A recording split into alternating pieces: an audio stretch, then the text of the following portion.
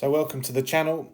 In this episode we're going to be looking at the MACV identification used by special forces during the Vietnam War. The purpose of this is to recreate a ID set for your reenactment to add that extra level of authenticity and realism. Under no circumstances should what I'm showing you ever be used to try and gain access to any military establishment. This is just purely for reenactment and display purposes. So the reprints that you're going to see is cards that were issued to selected individuals for certain operations and missions. These cards are usually stamped with an accountability number upon issue. At the end of the bearer's tour or mission, the card was turned in and destroyed. Because of the strict accountability, they are almost impossible to find. As originally issued, the card came in a plastic folder and was enclosed in a small buff envelope. Instructions to the bearer of the card was to destroy it if captured. Swallowing it was a good option, and it was a relatively safe method of destruction. Therefore, these cards were purposely not laminated. The small plastic case afforded some protection against wear and opened across the top to allow rapid access. At different times during the Vietnam conflict, there were apparently alternate versions of this card issued. There's numerous ones online, and some of them have direct translations into Vietnamese, although this wasn't popular due to it proved for almost certain a death warrant if the bearer is captured by the VC or the NVA. Hence why you really wanted an easily destructible card. So watch the video. I hope you enjoy the process of making these up for reenactment displays. Enjoy. So this is the paperwork from Soldier of Fortune that you get. I think it's just under a tenner for all of this. You get a bit of A4 paper thickness, like office paper thickness. This one's made out of a slightly thicker card, and this note here, and a little cheapy plastic wallet. As you can see here, if I can focus in, they've got like a little checker plate finish to it to add a little bit more detail. And that's about it, really. I mean, it's a fair representation, detail of information wise, but with the exception of that, it's not that great. The same with the card here.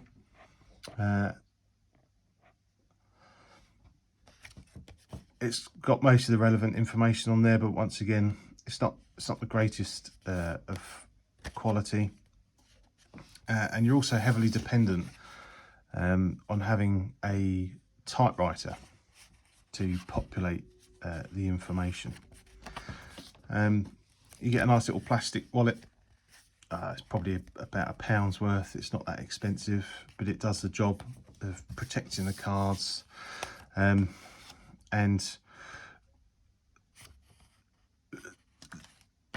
this was designed to be easily destroyable. So it wasn't laminated or anything, really, and that's why you were issued this wallet, to keep everything protected. And then the final thing that you get in the pack is this little printout, basically telling you a little bit about the Special Operations Group, and I suppose ultimately the caution at the bottom, that it's a war relic, and that you shouldn't use this card for any other purposes, as it may be a serious violation of federal law. and I suppose that's quite a poignant note. I know the card's no longer relevant. It does, MACV doesn't exist anymore. But yeah, so that's what you get in the pack. I wasn't happy with the quality and the finish, especially when looking at the reference photographs of these types of identification online. So I decided to create my own. So the first step of creating your own is creating an accurate representation. So I went online and looked at all of the available imagery of the ID cards, etc. And I came up with these. The way in which I created them was simply, I just opened up a Word document and used text boxes and the shapes to create lines, and managed to get a picture of the badge off the internet and impose that on there, and the yellow and red stripes I just created once again using shapes. All very straightforward, albeit a little bit time consuming. The thing that kind of confused my brain the most, and there's probably a simpler way of doing it, is lining up the front and back, which I eventually did. So you could double side it. And then once you've done that, you go through the process of trimming it all out, and then populating the information with a pen where applicable. So for example, the signatures there and there, and then add in the photographs. Now, once again, the photographs were very straightforward. They're just using photo paper, a headshot of yourself, and then cutting it out to size. The way in which I've been cutting everything up to size is using this guillotine. As you can see, it's an Amazon's Basics, and all you do, I'll do a little rough cut here just to demonstrate, is just it slides across and it trims it off. What you'll find on the originals is there isn't this black line around the outside. I've put that there as a guide for cutting. So I cut just to remove the black line, which will give me the right size. And it's the same for this here. I just literally cut up to the black line, just for a sizing guide, and the black line will be, it will disappear when you finish cutting. So this is all the paperwork cut to size, ready for the next step. So there are two pictures that you need, one big one for here and then a smaller one for there. All I do is use a bit of Pritt stick, put a little blob on there,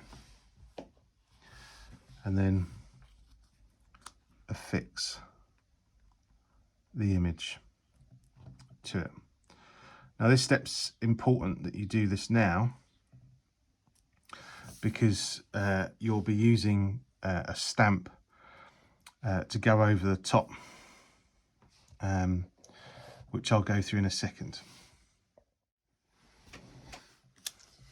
And then again, a little blob of Pritt stick or appropriate paper glue, and affix the pictures.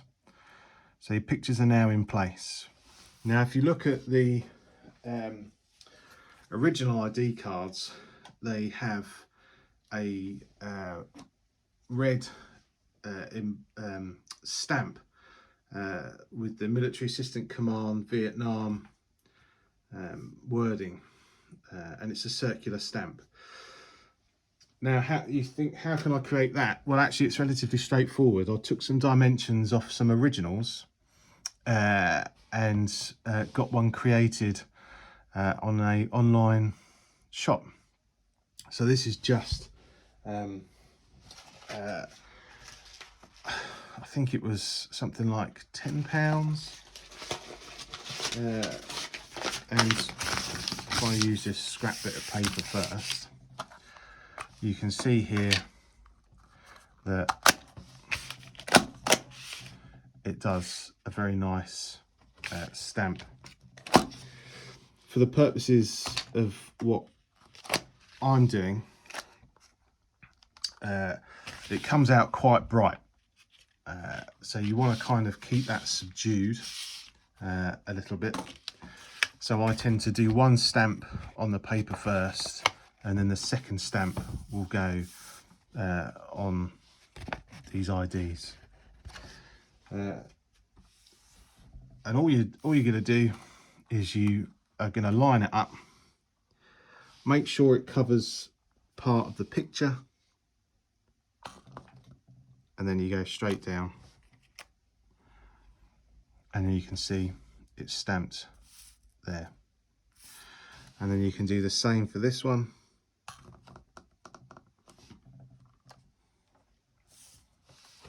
And it's just another level of authenticity into what you're trying to achieve. So that's the stamps done. I'll put a link up for the website I used, if I can find it, for this. And it was really relatively straightforward. Once again, this is all created on Word, and then you just upload your image, and then the company will produce it for you. The second thing that you'll notice on the IDs is that there's an embossed stamp also. And once again, that's relatively straightforward to create. I managed to get some decent reference pictures of these IDs, and I managed to draw up a design that I then sent off to a company that produces letter embossing. It's relatively straightforward to make everything in this work. It took about a week or so for it to come through, and all you're doing is putting this design between a piece of paper, and then you just clamp down.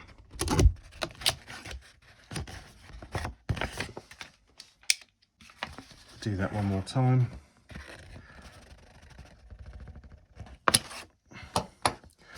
And I don't know if you can make it out, but you'll see it's got Commanding Officer, 5th Special Forces Group, Airborne, Official, and then 4 stars.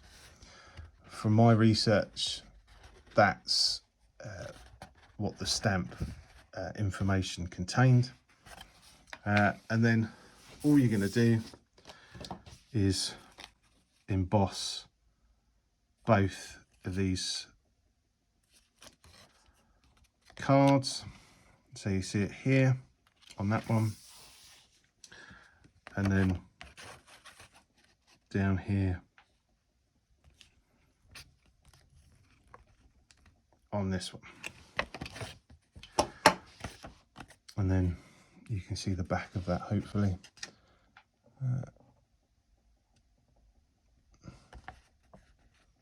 That it's now embossed.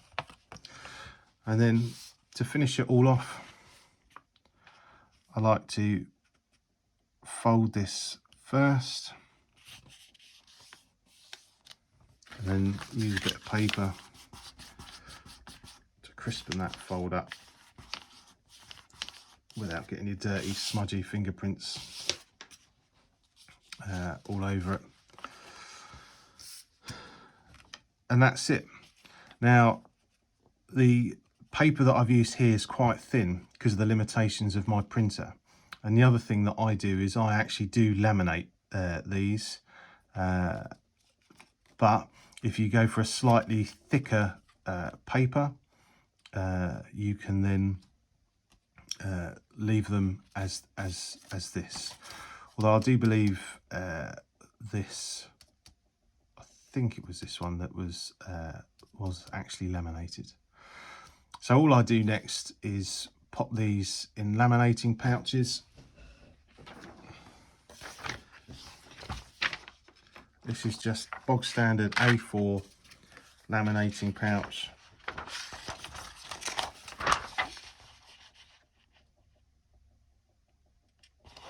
I offer it up.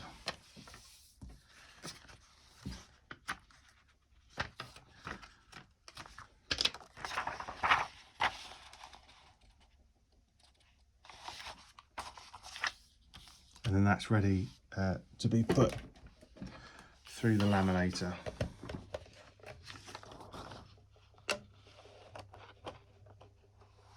Like so.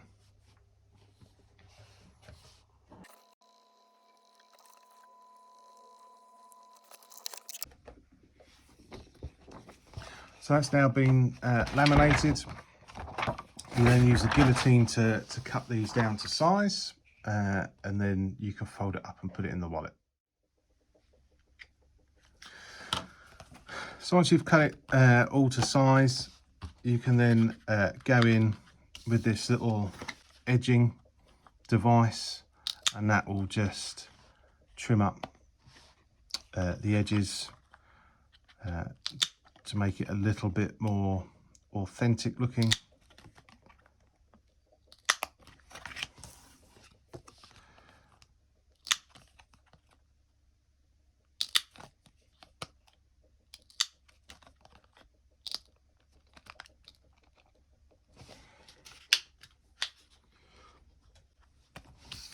And then you grab yourself your wallet. Like I say, you can get these off of Amazon, and then you can slide your ID in like so. Use this to fold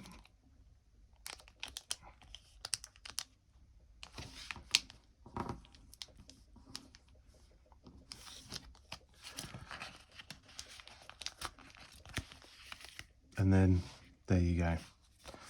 That is your MACV identification, all ready for display at your reenactment events.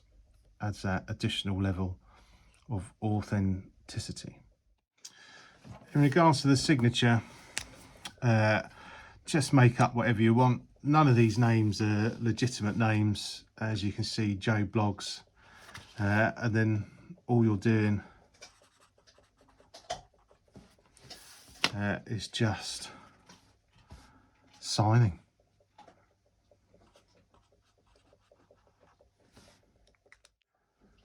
So there you go. Probably all in all, I spent probably £25 to get the stamp made up. That was from a company called Stamps Direct, and the this stamp here as well was made up. I can't remember the name of the company off the top of my head, but if I do remember it, I'll post it here.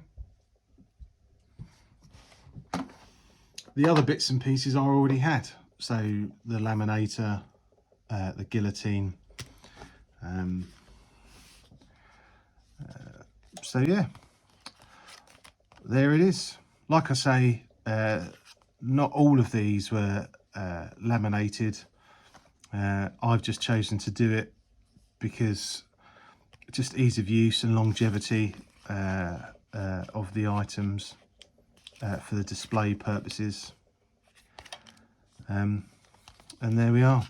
I hope you have found this content interesting and informative.